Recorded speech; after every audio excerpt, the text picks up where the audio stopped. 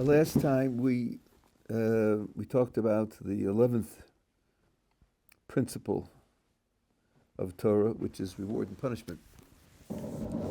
Now,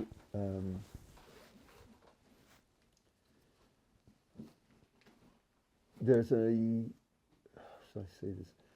kind of natural interpretation or implication that a person thinks of when he hears this principle. And I just want to point out, although maybe obvious to many people already, I want to point out that interpretation or application is not correct. What is the purpose of setting up an institution of reward and punishment? Well, you think that's the way you get people to do things that you want them to do. If you reward them for doing what you want them to do, and punish them for doing things you don't want them to do, they're more likely to do what you want. Then the next step would be, well, if the Creator set up reward and punishment, presumably it's just fine with Him if the reward motivates us to do and the punishment prevents us from doing, because He set them up.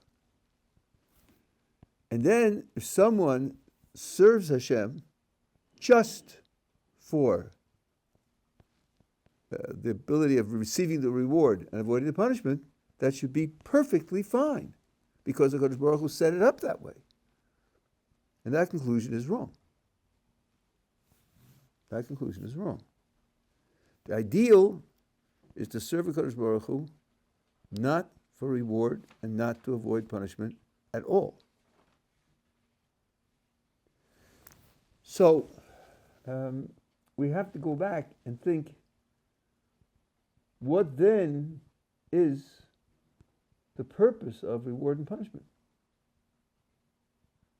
You could say, look, very few people are going to get to the ideal of serving Kodesh Baruch Hu without some kind of reward and without some kind of punishment. So even though that may not be the ideal, for the vast majority of people, it will in fact influence them to do what they need to do. That could be. Then we'll have to ask, so what's the status of the mitzvos that they do when they do it in order to get a reward and in order to avoid punishment? Are they real mitzvos? Are they real service? If the ideal is to serve a Kodesh Baruch Hu without any thought of reward and punishment, and this person's serving Kodesh Baruch Hu just because of reward and punishment, does he really deserve the reward? Is he really serving Kodesh Baruch Hu? Or is he looking at Kodesh Baruch Hu as just a way to get things that he wants and avoid things he doesn't want? But if that's all it is, and it's worthless, then it's not obvious that he deserved reward for that. Now, the position of the tradition is that a person who does a mitzvah in order to get the reward and avoids the prohibitions of the Torah in order to avoid the punishment, his service is valid. It is acceptable service. It's immature. It is based on a certain amount of ignorance, failure to understand things that are very important. But acceptable service of God is not based on being a mature 60-year-old and the prior years of your life is just a waste of time. You're just childhood until 60. That's not the way the Torah looks at it. The Torah looks at it as a valid service, but not ideal. So we do have to take part of the implication. Because Baruch Hu set up the reward and punishment, He didn't set it up to mislead us. He didn't set it up to trap us in a way of behaving which has no value and to ruin our lives. He didn't set it up for that purpose. He set it up to encourage us to do things that need to be done and avoid things that mustn't be done. And if it succeeds in doing that, then something valid has taken place. But simultaneous with that, he wants us to understand that's not, it's not, how shall I say, ideal. We saw this in the beginning of this long section that we've been working on, the academically to Helek. Because when you take something which is a supreme intrinsic value, I said A, which means there are maybe others and even superior ones, but we take something which is a supreme intrinsic value, and you use it as a means to acquire something else which isn't such a value, then there's a degradation going on. There's a lack of appreciation going on. One of my examples is you're in the Louvre in Paris, and one of the windows is broken, and you're sitting in an office, and the papers are flying, and you're looking around for something big enough and heavy enough to hold down the papers so they won't fly all around. Somebody says, "Look over there on the wall, there's a picture, take it down and put it on the papers." It's just the Mona Lisa, that's all. Maybe the most famous and impressive painting in the whole of the history of mankind. But my papers are flying around, you know. I need something to hold them down. Well, if that's what you do with the Mona Lisa, you have a problem. And you probably shouldn't work in the Louvre. You go work in an airplane office or something. You don't appreciate the value of art. You think of the thing as a big, heavy thing to hold down papers. Something's gone wrong. Or, you have exquisitely fashioned French scalpel for the finest surgery, and you're playing throw the knife into the tree. You say, "Hey, let's take that one also. Let's use that one also." The person says, "You don't know what you're doing. You don't know what you're handling." So if you take learning Torah or doing a mitzvah for the sake of a reward, you're taking something of very special intrinsic value and you're using it as a tool to get something else. And even if the something else is valuable, that's a degradation to the thing that you should have been. So ideal service of HaKadosh Baruch Hu is based on understanding the reality. That this is what needs to be done. Osa emes b'pnei emes, he says in the 10th chapter of the laws of Tshuva. He does emes because it's emes. Emes does not mean truth. That's a side issue. I'm not doing it now. But the idea is, he says there, not for the sake even of the world to come. Not for the sake even of the world to come. And he says it's appropriate to desire the world to come. The world to come does have intrinsic value, but not compared to performing Hashem's will in this world. So that's the first thing to understand. That's one of the things to understand about the idea of reward and punishment here. The service is valid, but it's not ideal. Now, is the window open here? No, but it's from the Derech door. No, but the window is also the sound. No, it's cold. No, that's also the rain though. If I'm cold and I have more clothes on than anybody else in the room. Yeah, I'm also cold. Yeah.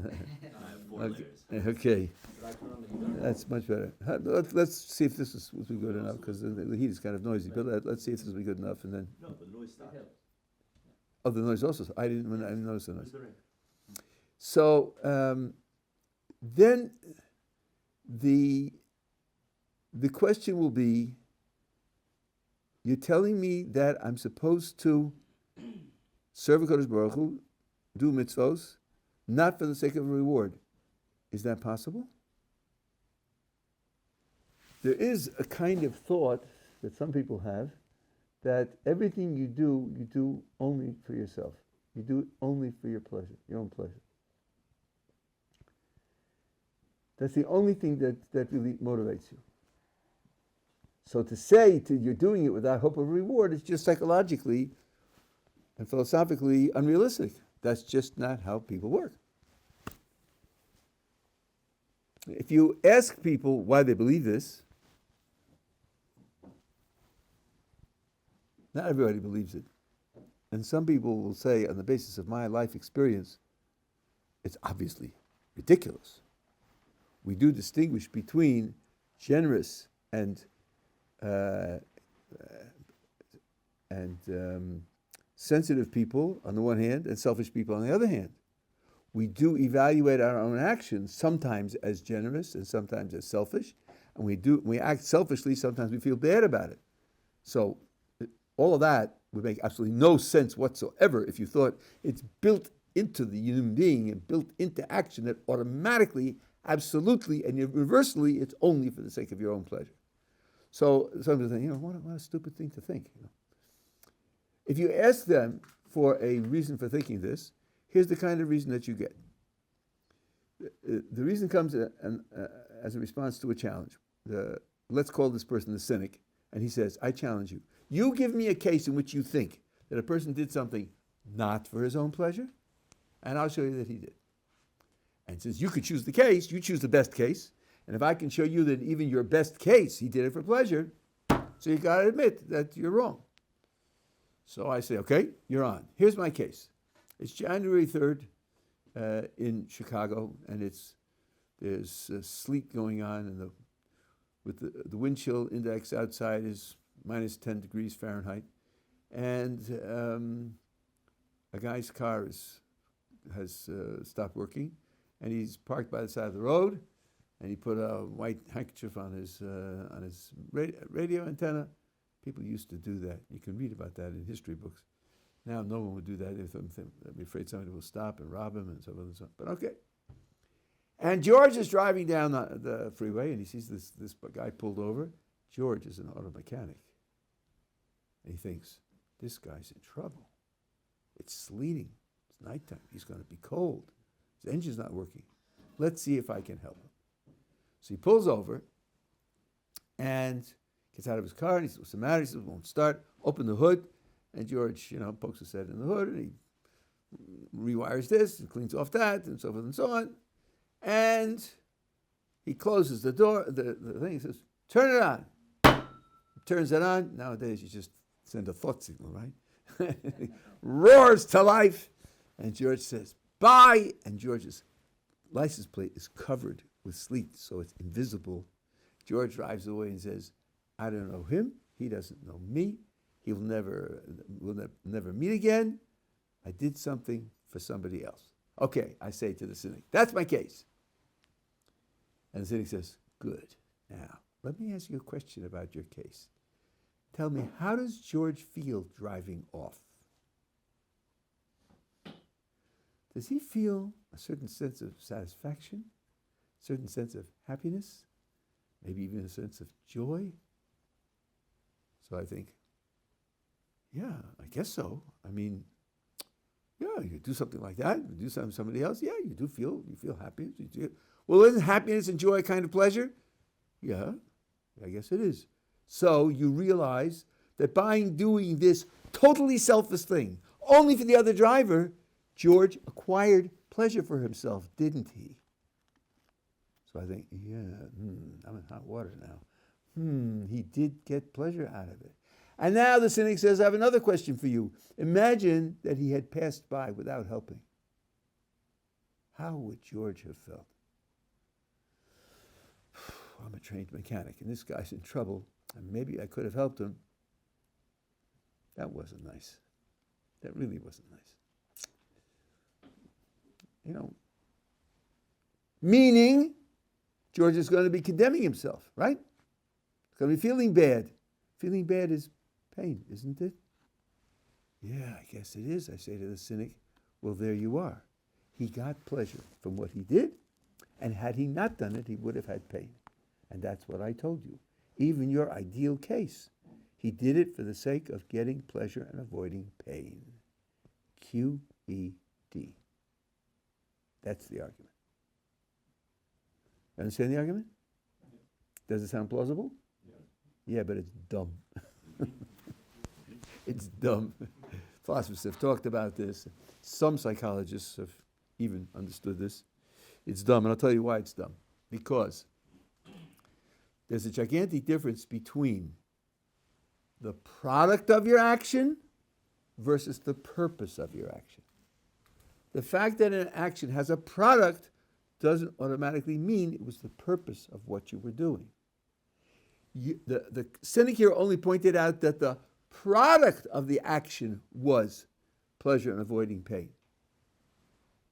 He didn't go on to show that it was also the purpose of the action. I'll give you an example. Things like this actually have happened, I know. Somebody's living in Santa Monica, and he reads about the Mississippi River overflowing, making its way down from north to south, and it comes to towns, and it overflows, and they're busily putting up sandbag walls to try to hold back the water. And he said, I can't sit here in Santa Monica, just watch them doing this and realizing if the wall isn't built in time, then they're going to suffer, it's going to flood their towns, and so on. I have to go and help. So he figures out that there's a certain place where the flood waters won't reach for a week, and he drives there, 36 hours straight. He comes in and says, where's the sandbag team? He takes these 100-pound bags of sand, and he's loading them on his shoulder, and he's putting them on the wall for 3 days until the water gets there, and then either it works or it doesn't work. He drives back to Santa Monica. Now, he's telling this story to somebody a month later, and the guy says, tell me something. 3 days of hauling 100-pound sandbags. Do you think that exercise increased your muscular strength? Oh, yeah, I guess so. I mean, that was some workout. Well, that's why you did it. You did it just to become stronger. It was a totally selfish act. Is that right? I don't think that's right. Probably never dawned on him that he got stronger. It just was totally outside of his consciousness. No, subconsciously, that's why you did it. That's obviously baloney. It's a consequence of the action, but it isn't the purpose of the action. So the first thing we have to say to the cynic is that your argument proves nothing. Okay, but that doesn't mean that his position is wrong. It just means that he hasn't sufficed to show that it's correct. Might still be right. Now, there's an argument that's in the philosophical literature by the British philosopher. My name, it disappears. Bishop Butler. Now, I've seen the argument discussed. I learned it a certain way, and I articulate it a certain way. And in the scholarly literature, as it's true for all famous philosophers, there's a gigantic disagreement about what he meant and how he meant it to go and how it's supposed to be used and so forth and so on. And I'm not a student of history of philosophy or these closed texts. So I'm presenting, let's put it this way, the argument that my reading of Butler inspired in me. And whether it is Butler's argument or isn't Butler's argument. And the argument starts by distinguishing two different types of pleasures. Some pleasures are the result of satisfying desires. I used that word in describing the Chicago case, along with other words. I snuck it in. Satisfaction means there was a desire, and the desire got what it's aimed at, and the desire was satisfied. When you satisfy a desire, that produces an action, a pleasure. Satisfaction is one type of pleasure. Then there are other pleasures which don't relate to prior desires. There may be many various different kinds of those, but I'm not going into those distinctions now. So for example, let's take for example a person who plays chess. Usually he plays chess because he wants to win. Usually, not always, but usually. So he will get pleasure out of the game if he wins because that satisfies his desire to win. And if he doesn't win, he won't get pleasure out of it because that's what's motivating him, the desire to win. That's a pleasure of satisfaction. Contrast that with the first time a human being tastes ice cream. He has no desire for this stuff. Doesn't know what it is. It's cold. It's wet. It's a funny texture. Some babies, at the beginning they spit it out. Well, not for long. A lifetime love affair is triggered by the first taste of ice cream. The pleasure he gets from the first taste of ice cream is not satisfying any desire he has. He's just wired in such a way that gives him pleasure. So we can make this distinction between these pleasures of satisfaction and, let's say, independent pleasures. Now, second step is to try to imagine a case where the only pleasure available is the pleasure of satisfaction. So let me modify the chess case a little bit. In this case, you have challenged your 22, you've challenged your 11-year-old cousin to a game of chess. Your purpose in doing this is to encourage him to play chess. And your plan is to artfully, gradually lose the game to him. And you have to act it out, that, I didn't notice that, and so on and so on, and lose piece after piece until he wins the game and thinks, he thinks he beat his older cousin, so that'll encourage him to play. That's what so now, where's the pleasure available for you in this project? The pleasure available is he wins and doesn't realize that I threw the game, and he's thereby encouraged to play more chess. But unfortunately, the 11-year-old is terrible. And, he himself blunders, and then he says, there goes my knight. And then he can't not take it because he said that, and he loses piece after piece. And in the end, he says, I knew I was rotten at this. I'm never doing this again. I think if that's the outcome, you're not going to have any pleasure at all.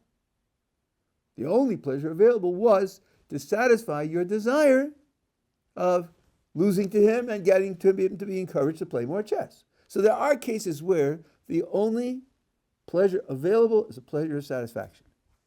Up to here, it's real obvious, huh? Why is he worrying this stuff over and over again? I'll tell you why. Because now I'm going to draw the conclusion, and it's going to feel like it came out of nowhere, and it must certainly be cheating. Okay. So I have a situation in which there's a desire, and the only pleasure available is the pleasure of satisfying that desire. Now here's the key question. What is the object of the desire? What is desire going after? What is the desire's aim? What's desire aimed at? What's its goal? And in particular, is the object of the desire pleasure or not? Is the desire after a pleasure? Is it looking for a pleasure, hunting for a pleasure, trying to acquire a pleasure? And the point of the argument is that it can't be. It can't be. Why can't it be? What did he say there? How is that supposed to work? Well, how did he get to that conclusion? Because, to repeat it for the 6th time, the only pleasure available, we said, was the pleasure of satisfying the desire. The pleasure of the desire getting what it's aimed at, getting its object. So the object can't be a pleasure, because if the object were a pleasure, there'd be 2 pleasures. Not 1 pleasure, but 2. You'd have the thing it's aimed at, which is a pleasure, and then the pleasure of satisfying the desire. And we said now 16 times that we're talking about a case where there's only 1 pleasure available, the pleasure of satisfying the desire. In a situation like that, the desire can't be aimed at pleasure. Now, desires are what motivate people to act. Not the only thing that motivates them to act. Maybe, if you believe it in Thomas Nagel, maybe in the end they are, but okay. Desires motivate people to act. So this desire, which isn't a desire for pleasure, when someone acts on this desire, when this desire motivates him to act, he's not going after pleasure. He's going after whatever the desire is aimed at. And that proves to you that at least some actions and some motivations aren't aimed at pleasure. So let's go back to your cousin. You're in the middle of the game. Somebody asks you, what are you doing? And why are you doing it? And what's your goal? And the answer is, I'm trying to encourage my cousin to play chess. That's my goal. No, that's not really your goal. It can't really be your goal. The only goals are pleasures. And it's got to be some pleasure you're going after. No, as a matter of fact, not. Because the only pleasure that's available in this whole scenario is if, in fact, he's encouraged to play chess. And that's a pleasure because it satisfies my desire. If I didn't have the desire, his being encouraged to play chess wouldn't give me any pleasure at all. It's only because I have the desire. The point here is that the desire comes first, and the pleasure is a result of there being a desire. Rather than the pleasure comes first and the desire wants the pleasure. That also happens, of course. Sometimes it happens, but not always. The cynic is taking a universal position. Everything you always do is aimed only at pleasure. The sane position is it's a mixed bag. Of course you have desires for pleasure, and of course you have desires that are not for pleasure. So this argument is to show there's more to do in there. There are questions and answers, but this is to show that the idea that everything you do only for pleasure is, at least on the surface, not an adequate idea. There's no good reason to accept it, and there's Butler's argument, or the pseudo-Butler argument, that shows that there must be at least some motivations which are not motivations for pleasure, and therefore there are actions that you do, and the goal of the action is not pleasure. Rabbi, could you have desires for pleasure that you then uncouple from, so you have desires that are for pleasure, but then you change your framework with which you approach it so that you uncouple the desire for pleasure from that pursuit, so it becomes independent? What becomes independent? The desire for pleasure or the pursuit? The desire for pleasure. So maybe an example might be you want to work out because you're going to feel good and you're going to have a release of feel-good chemicals in your body, but then maybe you take a different framework and you say your body's from HaKadosh Baruch Hu, and so you want to keep it healthy, and so whether you're going to feel good after this workout or not, you don't care. You just want to you have desire to then make your body healthier, and if you feel good afterwards or not, it doesn't matter. You're going to take on the action that. Oh yes, I think that so that you're now trying to uncouple the desire from the pleasure. Yeah, I'm not sure that the terminology is helpful terminology, but I think the idea is certainly correct. You can desire something for a certain aspect that it has, and over time you can come to desire the same thing for a different aspect that it has. I think that's certainly true. Children start off desiring food because of the taste, and some adults graduate to desiring food for the sake of health, and then they can ignore the taste, which the child would never do. So I think that's right. You can shift the desire for the object. See, really, why I'm hesitating is because you don't really desire objects. You desire objects under a certain description or a certain aspect of objects. So it's already built in that the desire is directed at a certain particular feature of the thing. And then then it would just be a new desire. The old desire dies, and the new desire replaces it. It's not the same desire. That's why I was hesitating. The terminology is a little fuzzy there. But yes, the sort of thing you're describing happens all the time. It's absolutely true. Okay, so this is how you can have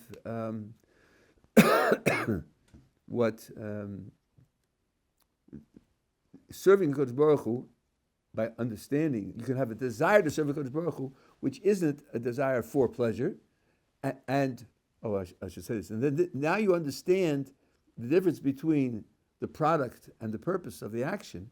You understand where the product comes from. Since there is a purpose for the action, when that purpose is achieved, then you get pleasure. When you set out to achieve something and you achieve it, you get the pleasure of achievement. So of course, the action will produce a pleasure, but that wasn't your goal. Your goal was to achieve the. Okay, there's more to be said here, but at least that puts the thing on the table. Okay, we're up now to the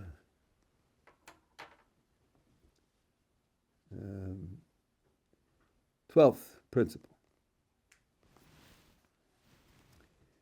which is, as the Rambam calls it here, again, this is a translation from the Arabic, Yemos HaMashiach, the Messianic era. one of the commentaries points out, that's a little bit different from talking about the coming of the Messiah. Coming of the Messiah sounds like an event. Yemot Mashiach is an era. And here, the title is definitely the era. We'll have to see what the difference is. And this is the trust and the confidence concerning his coming, and that he doesn't delay, whatever that means. And if the time of his coming, the time, let's say, through which he has not come, increases, wait for him. So, some of the commentators say here, what is delay? Delay is only if you had a date by which he could come. Moses was supposed to come down from the mountain, according to the people, at a certain time. He didn't come, so that would be called delay. But do you have a limit? So the Rambam goes on to say, and we don't set up a time, of a specific time, for him to come.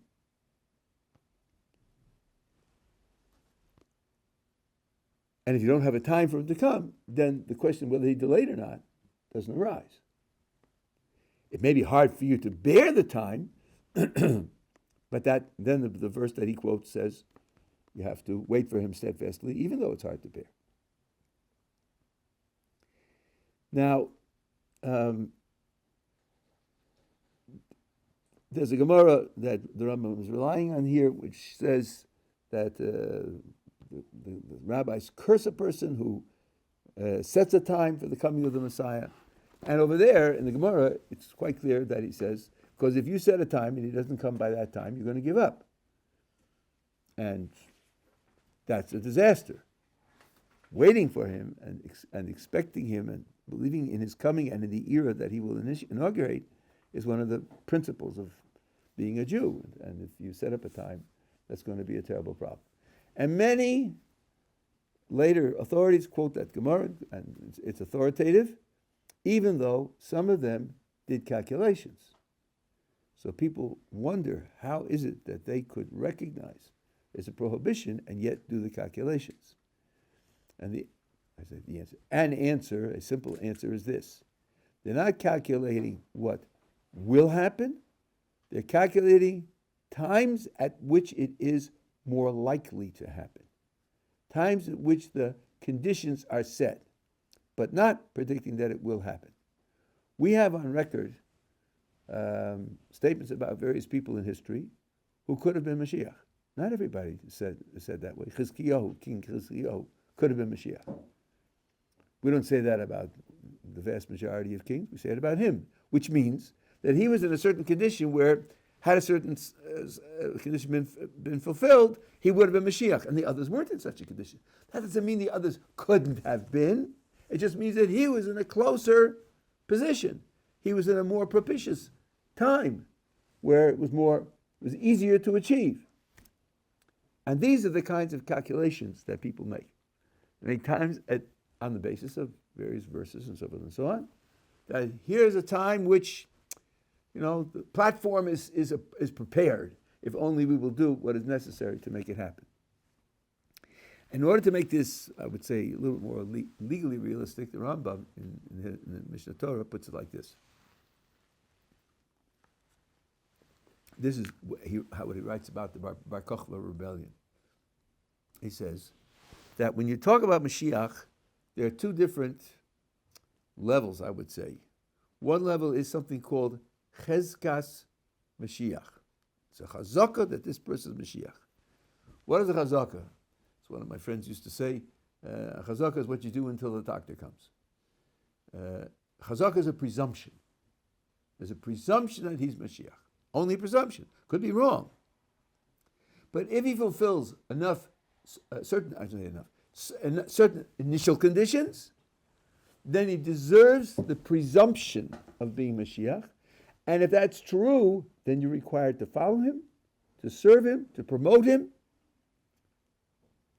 And then, Whether, in fact, he's Mashiach or not depends upon the subsequent events. Whether he accomplishes all the rest of the things which the definition of Mashiach requires. So, for example, Rabbi Akiva pledged allegiance to Bar Kokhba and became a participant in his rebellions. And when Bar Kokhba turned out not to be the Mashiach, people who don't understand how the logic works said, well, you see, even the great Rabbi Akiva made a mistake. But that's not true. His pledging allegiance to Bar Kokhba and participating in the rebellions doesn't mean he determined that he's Mashiach. It means he determined that he has Cheskas Mashiach. He has a presumption of being Mashiach. And a presumption of being Mashiach requires you to serve him. And then, when he was killed, so then, turns out that although he had the presumption, reality wasn't there. So these people who are calculating, again, there are probably other ways to explain this and other answers, but one way to understand them is they're calculating times which have a presumption of Mashiach.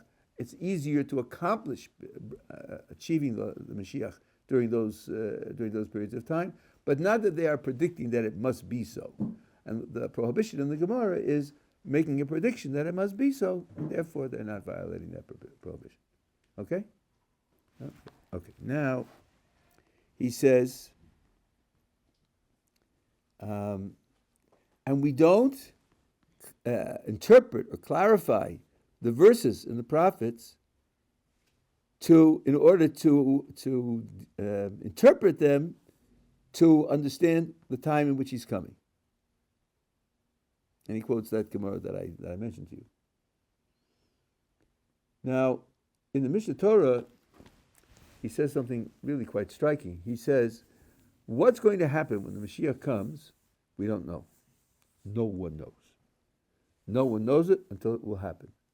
Why? Because this subject is described in the verses of the Torah and the prophets, and the verses just aren't clear. They're ambiguous, and they're contradictory, and you can't get any clear picture out of simply taking the verses and interpreting them. And he says the sages have no tradition. I don't know anybody else who says something like this, but he says there's no oral tradition on when the Mashiach will come or what it will be like. And therefore there's no way for us to access that information.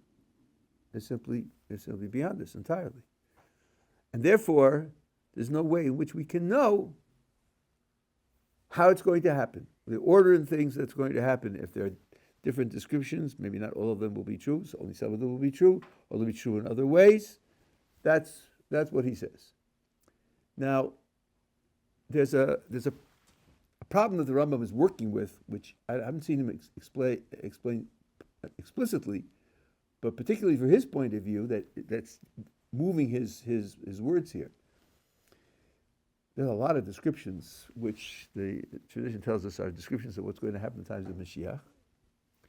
And many of them are descriptions of vast destruction, mountains melting, and earthquakes, and the heavens falling and being destroyed, and so forth and so on.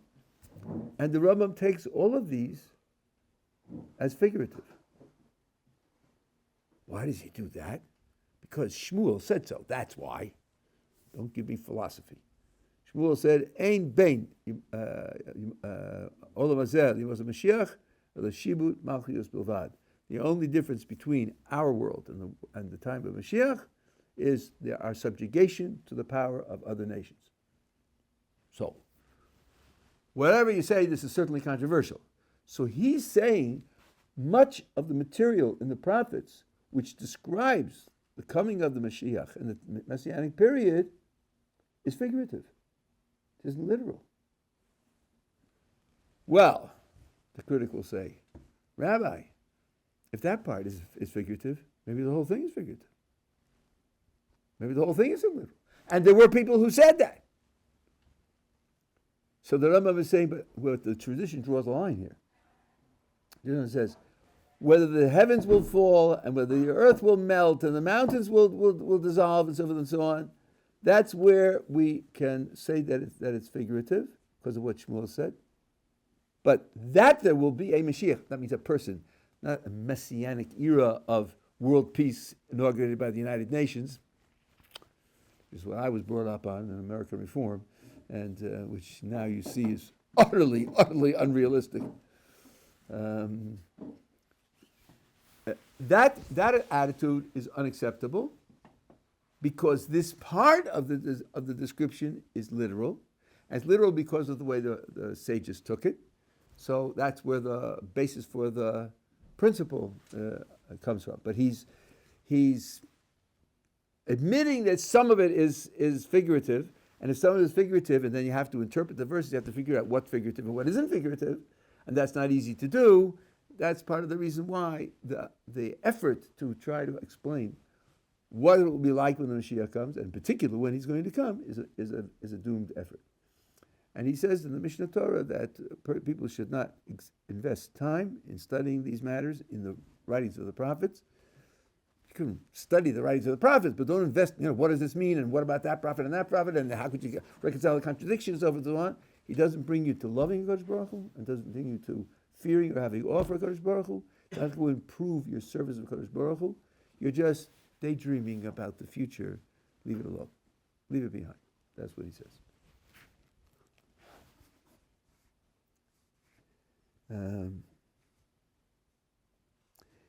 We do know this, he says, on the basis of what's agreed upon in that he is going to be powerful, and people will relate to him with love and with a great desire to connect to him. That's something which all the descriptions agree upon. According to him, is Gog and Magog also figurative? I don't think so, because he cites it as one of the things that's going to happen. He cites it in the Mishnah Torah. So, but it depends on what you mean by Gog and Magog, right? If you mean that the Har Zaysim is going to split in half and water is going to pour out and so on, I think he would reject that. He would say that. So that I don't know. I imagine that the details there, the half will be killed and a third will be saved and so on and so on, that he would not take as literally true. But that there will be a war, it could be that he does take that as true. The basic rule is no fundamental change in the way the world works. And splitting a mountain in half and water coming out from the base and being available for miles, that's a change in the way the world works. Now he says, anybody who's doubtful about the Messianic era, which includes the coming of the Mashiach and all the things that are supposed to happen, or treats them with kalas rosh, a lack of seriousness, makes jokes about it, treats it as a matter of indifference. There were great Gottleib, who kept a suitcase packed, so that when he comes, they won't have to take time to pack the suitcase. Oh, that's silly, Why would you do that? That's kalas rosh. Right? I knew a Rav in Baltimore, of Amram Taub, and he had a relative who was coming for Shabbos, and was getting close to Shabbos. A relative hadn't arrived, and then somebody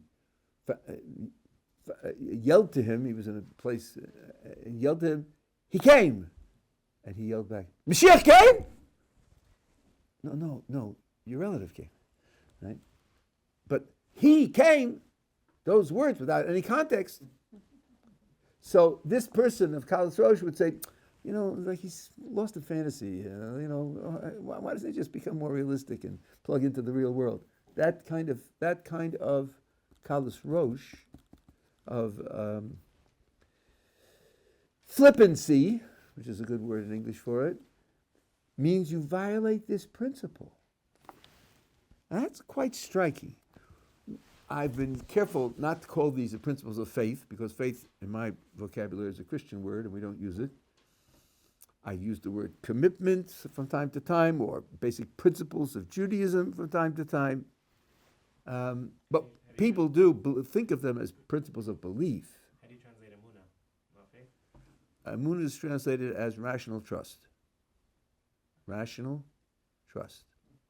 Emunah means you live up to something, and instead of faith means without reason, and in our case it's with reason. That's my translation. Vayhi yadav emunah ad bo hashamash, which has nothing to do with believing things. His hands were emunah until the sun set. They were up to encourage the fighters against Amalek to fight and win. Nothing to do with believing things. Okay, that's a longer story, but that's the idea. So now, let's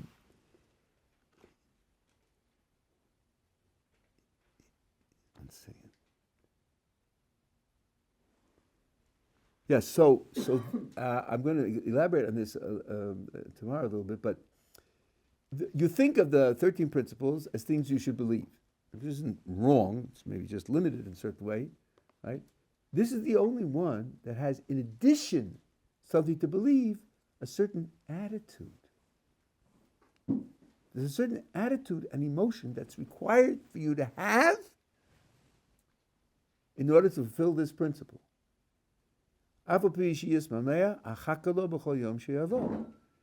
though, he just quoted that, even though the time goes by and many, many years and centuries go by, I'm waiting for him. That's not just believing he's going to come. No. True or false? He's going to come. Oh, I remember. The correct box is true. True. That's not enough. There's got to be an expectancy. So that we have to think about, what is this principle that it requires an attitude more so than the others? If someone were flippant about reward and punishment, or flippant about God's knowledge of the world, I would assume that would be bad, but the Rambam doesn't mention it in any of the other principles, just this principle. So we will have to work on that. Now, I just want to mention that you have the 13 principles in the Siddur, and I once wanted to check on it, and I took out the Gemara, which has the Rambam's Perish Mishnayos, and I checked the Rambam against those 13 principles. We don't know who the author of those principles are. Obviously took it from the Rambam, but we don't know his name. And it wasn't really all that accurate. I thought, well, whoever he is, doesn't seem to be very reliable. Then somebody said, you have the wrong edition of the Rambam's commentary. Oh, I didn't even know there were editions. Yes, the Rambam revised his commentary of the Mishnah till the end of his life. We saw in the sixth principle where he says, as I explained in the book, the Moreh Nevuchim. So he revised it after he wrote the Moreh Nevuchim. So this person said to me, get the last edition of the commentary on the Mishnah. When I did, I saw it is accurate. So it's very important to know that there are various editions. Rav Kapach, in his translation, used the last edition, and the Ma'or, which I use, uses the last edition. But if you look into the Gemara's, the commentary on the Mishnah that's printed in the Gemara, it is not the last edition. So if there's some difficulty there, something that's hard to reconcile, the first thing to do would be to go check the last edition. He may have changed it. Okay.